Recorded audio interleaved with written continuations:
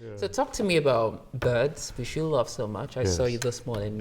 You got arrested by the cause of the birds. Yeah.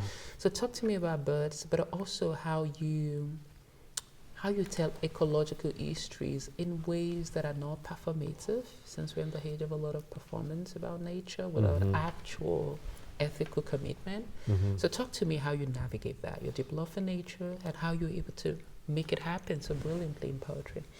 Hmm. Thank you for saying that. Mm-hmm. One of the things you said just now was that, this world that we share, with other creatures. Mm-hmm.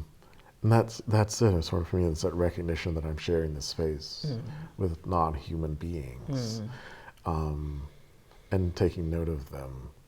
And I don't think I'm necessarily special in that, but it sometimes often feels like I'm the one who's noticing the birds.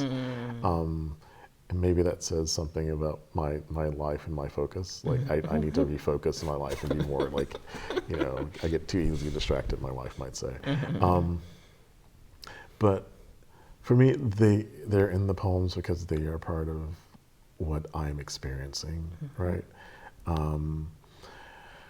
And that particular poem is part of a series that I was working on that became part of the book, but most of those poems kind of fell away.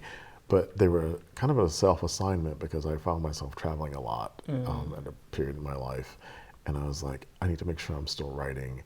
And I know I'm going to be observing birds, noticing birds. And it kind of came out of one particular poem that came out of an observation, and I felt inspired to write to a poet friend of mine about seeing these birds, these common nighthawks. And I was like, oh, that's a thing I should keep doing because it's making me productive. And so whenever I would see, this period of my life, whenever I'd see a bird while I was traveling, I would need to write a poem while in transit for a friend. And it would have to, the friend would have to sort of suggest themselves too somehow. And with this particular bird, when I got to thinking about the barn, I really did, there was an interesting moment in my life when Eduardo Corral was in a poet moment of language, think about language. They were looking up, I think it was, if I remember this correctly, in a dictionary about sort of horse tack,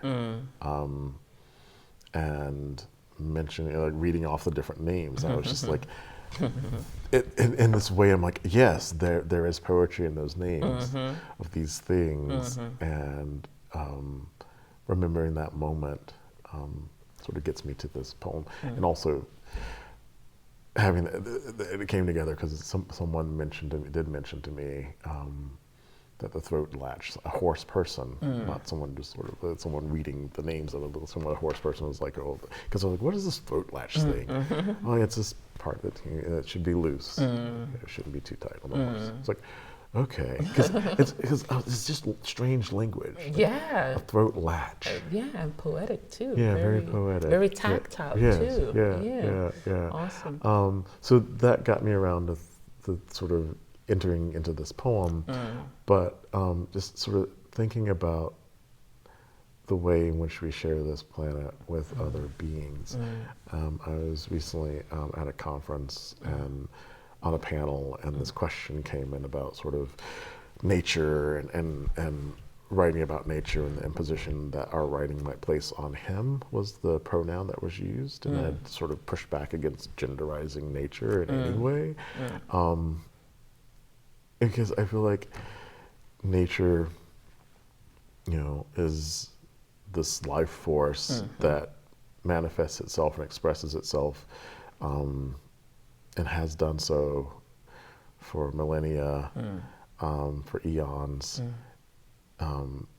through several mass extinctions, and that we're sort of facing one now, and that what we need to be focusing on isn't sort of genderizing nature, but thinking about how we can help each other and the beings around us survive a mass extinction that we might have set into motion, as opposed to, you know, dinosaurs having the bad luck of living on a planet that was struck by an asteroid, right? A meteorite.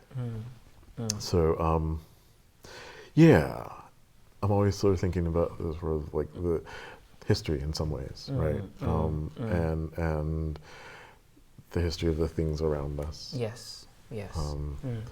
And I get to sit down and craft these things that get to condense all of my ramblings on the page.